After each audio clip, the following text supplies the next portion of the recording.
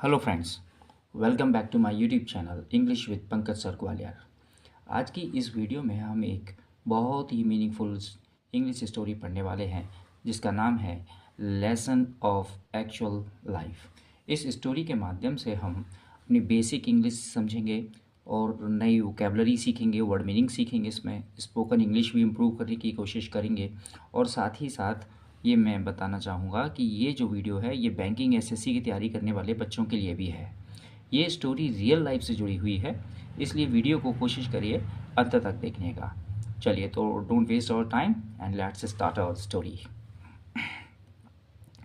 Lesson of actual life story है हमारी। Lesson का मतलब होता है सबक, वैसे पाठ भी होता है जो हमारे चैप्टर में होता है, लेकिन यहाँ पर इसका मतलब है सबक। Of actual life, actual life मतलब वास्तविक जीवन, वास्तविक जीवन का सबक।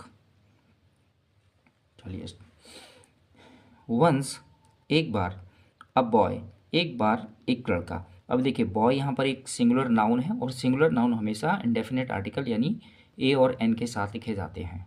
तो एक बार एक लड़का विथ हिज फादर, विथ का मतलब होता है साथ, हिज फादर अपने पापा के साथ। अब यहाँ पर ये हिज किस लिए आया है? ये बॉय यानी कि इसका बॉय का पजेसिव फॉर्म है। पजेसिव फॉर्म होता है अपना और अपनी को शो करता है। अगर यहाँ पे गर्ल होता तो यहाँ हर फादर हो जाता, और बॉय एंड गर्ल दोनों होती तो यहाँ देयर फादर हो जाता, उनके पापा हो जाता। अभी चूंकि लड़का बॉय अकेला है इसलिए हिज फादर। तो एक बार एक लड़का अपने पापा के साथ was walking, past continuous tense है, वॉज सिंगुलर हेल्पिंग वर्ब लगी है क्योंकि सिंगुलर सब्जेक्ट है हमारा। वॉज वॉकिंग, वॉकिंग यानी होता है टहल रहा था, जा रहा था, घूम रहा था। ऑन अ माउंटेन, माउंटेन का मतलब होता है एक पहाड़, यानी कि एक बार एक लड़का अपने पापा के साथ एक पहाड़ पर, एक पर्वत पर टहल रहा था।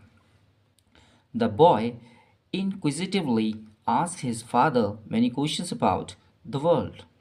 द बॉय, अब देखिए ध्यान से, यहाँ पर था अ बॉय और यहाँ हो गया द बॉय।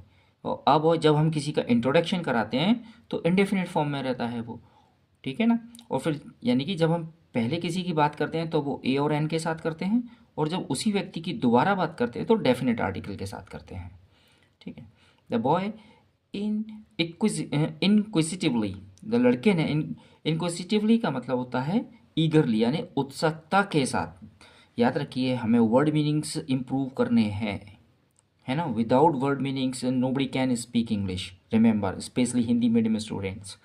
कोशिश करिएगा कि मैं इसमें जितने भी मीनिंग आएंगे मैं उसको एक एक वर्ड मीनिंग को अच्छे से क्लियर करूँगा। बहुत अच्छा मीनिंग है। इनक्विजिटिवली का मतलब होता है उत्सुकता से, ईगरली जिसे कह सकते हैं। तो लड़के ने बड़ी उत्सुकता से आस्क्ड, आस्क यानी पूछना, उसकी सेकंड फॉर्म है आस्क्ड, पूछा। हिज फादर अपने पापा से, देखिए जो बॉय है ना वही तो ये हिज फादर अपने पापा से पूछा। लड़के ने बड़ी उत्सुकता से पूछा अपने पापा से मैनी क्वेश्चंस। मैनी एक डिटर्मिनर होता है जिसका मतलब होता है कई, अनेक, बहुत सारे, है ना। और इसके बाद हमेशा प्लूरल नाउन आता है, हमेशा, अनकाउंटेबल नाउन कभी नहीं आता, ठीक है।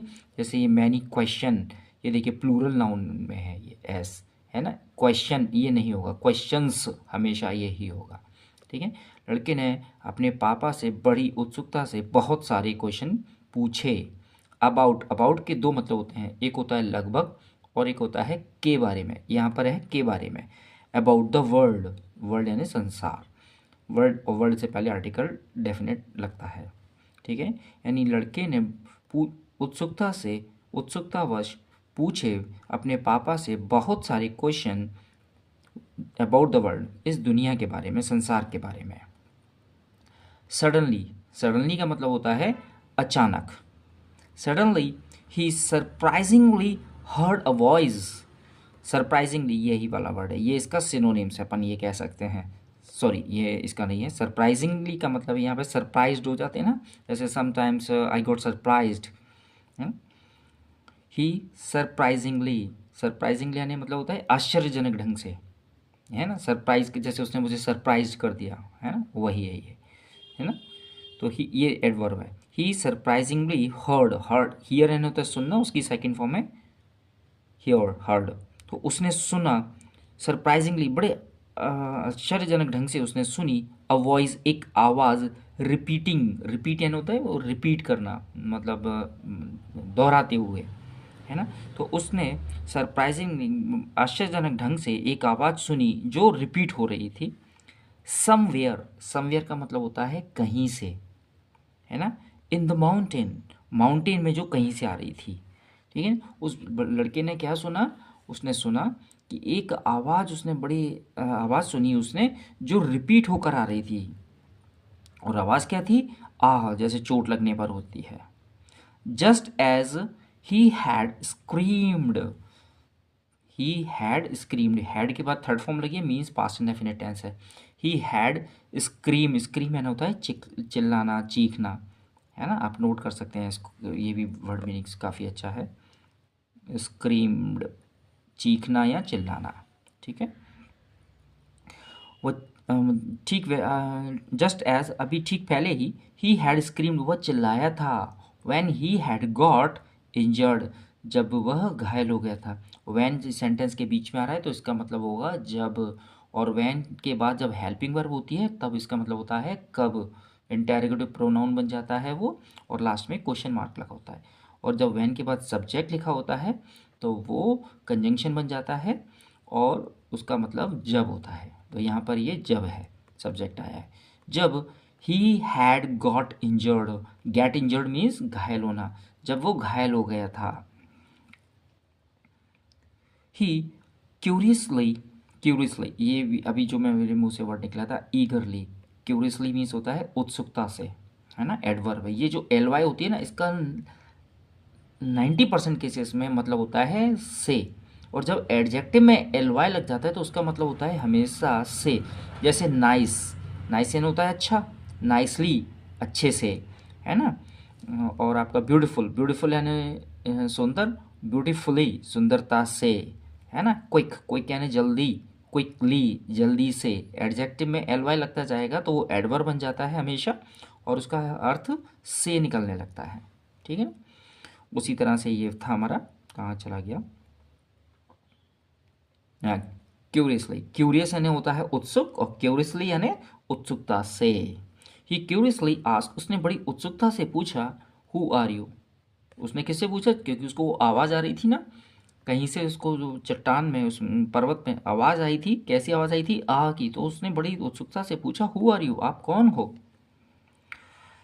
ही receive the answer, who are you. Receive यानी होता है प्राप्त करना, ठीक है, ये मीनिंग भी अच्छा है। रिसीव, वो कहते हैं ना आप, Y didn't you receive my call, I call you twice yesterday but you did not receive my call, Y didn't you receive my call, है ना। रिसीव यानी होता है प्राप्त करना। ही रिसीव्ड, उसने प्राप्त किया, द आंसर, उसको भी फिर आंसर क्या मिला, हु आर यू, यानी यही उसने क्वेश्चन पूछा था, हु आर यू, उसको आंसर भी वही मिला, who are you. And then यहाँ पर फिर से मतलब होता है, एक होता है THAN, एन दे, देन उसका मतलब होता है वो कंपैरिजन में यूज़ करते हैं। जैसे she can speak English better than I, है ना। You are taller than he, इस तरह के देन। और देन का मतलब होता है से या की अपेक्षा। जैसे Raju is taller than Ravi, Raju Ravi से लंबा है, ठीक है। और यहाँ पर THEN, इसका मतलब होता है फिर। दैन ही स्क्रीम्ड का मतलब होता है चीखना चिल्लाना, ये आया ऊपर, है ना। ये देखिए इंग्लिश में ये अच्छा है कि वर्ड मीनिंग्स रिपीट होते रहते हैं। If you have learn these word meanings, it will be good for you. He screamed, वह चिल्लाया, टू द माउंटेन, वो माउंटेन पर चिल्लाया। कौन, इस बार मतलब वो क्या हुआ, पहले तो उसने पूछा कि आप कौन हो, तो उसको वो ही रिसीव द आंसर, उसको वो आंसर क्या मिला, हु आर यू, आप कौन हो। दैन ही स्क्रीम, फिर वो चिल्लाया, टू द माउंटेन, उस माउंटेन पर वो चिल्लाया, माउंटेन है पर्वत, उस पर्वत पर चिल्लाया। आई एडमायर यू, वाह what a beautiful sentence. I admire you, ये कंप्लीट सेंटेंस है एक। आई एडमायर यू सब्जेक्ट है, वर्ब है, और उसकी ऑब्जेक्ट है। एडमायर का मतलब होता है प्रशंसा करना, तारीफ करना।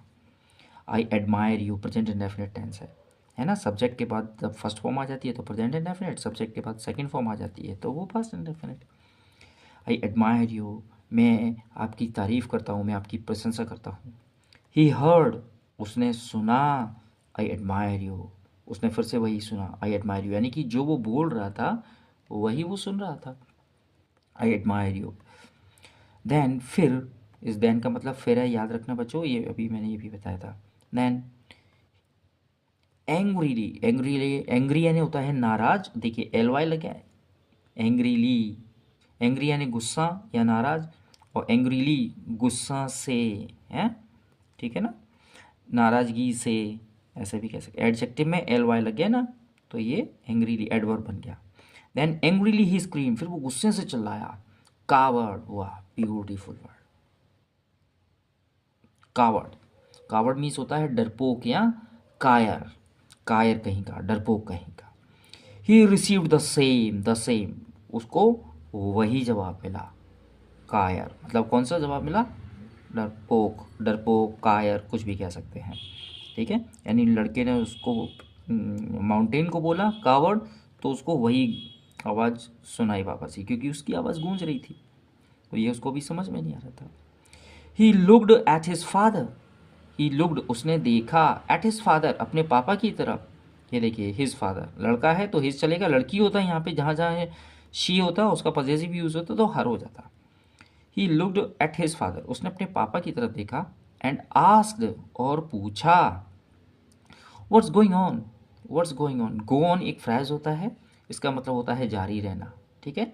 व्हाट इज गोइंग ऑन, और ये कंप्लीट फ्रेज है, इसका मतलब होता है ये क्या हो रहा है, क्या चल रहा है, ठीक है ना। जैसे अपन क्लास में गए और पूछें कि भाई क्या हो रहा है, इस तरह के, ठीक है। कहीं पे भी जब जब हमें ये पूछना हो कि क्या हो रहा है, व्हाट्स गोइंग ऑन हियर, यहाँ क्या चल रहा है, क्या हो रहा है, तो ये कंप्लीट सेंटेंस है, ठीक है। व्हाट्स गोइंग ऑन हियर, यहाँ पर क्या हो रहा है। Then his father explained, then फिर हिज फादर उसके पिताजी ने एक्सप्लेन किया, एक्सप्लेन यानी होता है समझाना और व्याख्या करना। This is called but really this is life, उन्होंने कहा कि यहाँ पर एक वर्ड मिस हो गया है, दिस इज़ कॉल्ड, कॉल्ड के बाद में कुछ वर्ड होगा, दिस इज़ कॉल्ड ई, मतलब गूंज को अपन इको कहते हैं, तो आप यहाँ पे एक वर्ड मिस हो गया है, आप वो चाहें तो लिख लें, ई सी एच ओ, ई सी एच ओ, इको, ठीक है। तो दिस इज कॉल्ड इको, उन्होंने कहा इसे गूंज कहते हैं, इको का मतलब होता है गूंज, but really this is life, लेकिन सच्चाई यही है। तो यहाँ पिताजी ने क्या समझाया उसको कि दिस इज कॉल्ड इको, इसको गूंज कहते हैं, but really this is life, लेकिन जीवन यही है, सच्चाई यही है। रियली मतलब वास्तविक, वास्तविक जीवन यही है। Our life is simply a reflection, reflection means होता है शेडो, परछाई, प्रतिबिंब कुछ भी, ऑफ आवर एक्शंस, एक्शंस मतलब होता है हमारे काम, यानी कि आवर लाइफ इज, हमारा जीवन है, ये सिंपल सेंटेंस है ना, लिंकिंग वर्ब के साथ हमेशा सिंपल सेंटेंस होते हैं। अब ये लिंकिंग वर्ब क्या होता है, अगर किसी को कन्फ्यूज़न हो तो मेरे वीडियो डला हुआ है, आप देख सकते हैं। और life is simply a reflection, हमारा जीवन जो है वो एक रिफ्लेक्शन है, एक रिफ्लेक्शन यानी होता है प्रतिबिंब, परछाई, शैडो कुछ भी, कि हमारा जीवन जो है एक प्रतिबिंब है ऑफ अवर एक्शन, हमारे कर्मों का, यहाँ पर एक्शन का मतलब काम नहीं, काम भी कह सकते हैं, हमारे काम का, हमारे कर्म का, हमारा जीवन जो है वो प्रतिबिंब है किस चीज़ का, हमारे कामों का, यानी हमारे कामों का हमारे जीवन में असर पड़ता है। इफ़ यू वॉन्ट, अगर तुम चाहो, इसका मतलब है अगर ये आप रटना चाहें तो इसको एक तरह से रट सकते हैं, प्रेजेंट इंडेफिनिट टेंस है, इफ़ का मतलब होता है यदि या अगर, सब्जेक्ट के बाद फर्स्ट फॉर्म है present indefinite. If you want अगर तुम चाहते हो, अगर तुम चाहो, कई मीनिंग निकल सकते हैं इसके। मोर लव, ज़्यादा प्यार, मोर का मतलब होता है ज़्यादा, मोर लव यानी ज़्यादा प्यार, इन द वर्ल्ड इस संसार में, अगर तुम इस संसार में ज़्यादा प्यार चाहो तो create more love in your heart, तो क्रिएट यानी बनाओ, पैदा करो, प्रोड्यूस करो, more love in your heart, तो अपने दिल में ज़्यादा प्यार पैदा करो, यानी कि अगर तुम इस दुनिया में ज़्यादा प्यार प्राप्त करना चाहते हो तो पहले अपने दिल में ज़्यादा प्यार बनाओ। If you want more competence in your team, improve your competence. If you want, और अगर तुम चाहते हो मोर कॉम्पिटेंस, बहुत बढ़िया मीनिंग। कॉम्पिटेंस का मतलब होता है एबिलिटी, एबिलिटी, एबिलिटी मतलब योग्यता। अगर तुम योग्यता, ज़्यादा योग्यता चाहते हो इन योर टीम, अपनी टीम में इम्प्रूव योर कॉम्पिटेंस, तो अपनी जो योग्यता है पहले उसे सुधारो। जैसे एक कैप्टन होता है ना कि टीम का, कि पहले उसे अपना गेम इम्प्रूव करना पड़ता है, तब वो दूसरे लोगों से, अपने टीममेट से कह सकता है। ठीक है ना। यानी कि अगर तुम्हें अगर तुम्हें मोर कॉम्पिटेंस यानी कि एबिलिटी को, ज़्यादा एबिलिटी चाहिए, ज़्यादा योग्यता चाहिए, तो पहले अपनी योग्यता को बढ़ाओ, सुधारो, इम्प्रूव करो उसको। तो इस स्टोरी का मोरल है as you sow so shall you reap. ये एक प्रोवर्ब है, जैसी करनी वैसी भरनी। यहाँ पर जो वर्ड मीनिंग्स हमने देखे हैं, एक बार उनको और देख लेते हैं। इनक्विसिटिवली मीन्स ईगरली, उत्सुकता से, है ना। स्क्रीम, स्क्रीम यानी होता है चीखना या चिल्लाना। रिसीव यानी प्राप्त करना। एडमायर, एडमायर मीन्स तारीफ करना या प्रशंसा करना। कावर्ड, कावर्ड मीन्स डरपोक या कायर है। रिफ्लेक्शन, रिफ्लेक्शन मीन्स प्रतिबिंब या परछाई, शैडो कह सकते हैं। और कॉम्पिटेंस मीन्स योग्यता। ये जो वर्ड मीनिंग्स हैं, कोशिश कीजिएगा कि इन वर्ड मीनिंग्स के एक एक इनमें से किसी भी दो वर्ड मीनिंग्स के आप कमेंट में मुझे सेंटेंस बनाकर दिखाइए कि अगर आप बना सकते हैं या नहीं बना सकते हैं। और साथ ही ये story lesson of actual life, ये हमें सिखाती है कि रियल लाइफ के एक्सपीरियंसेस ही सबसे बड़े टीचर्स होते हैं। हमारे जीवन में सबसे बड़ा एक्सपीरियंस, सबसे बड़ा टीचर जो होता है वो हमारे एक्सपीरियंस ही होते हैं। अगर आपको ये स्टोरी और इसका एक्सप्लेनेशन पसंद आया हो तो वीडियो को लाइक कीजिए, कमेंट कीजिए, सब्सक्राइब और चैनल को सब्सक्राइब कीजिए। ऐसी ही इंग्लिश स्टोरी, स्पोकन इंग्लिश और कंपटीशन की इंग्लिश के लिए हमारे साथ बने रहिए। Thank you so much. See you in the next video. जय हिंद, जय भारत।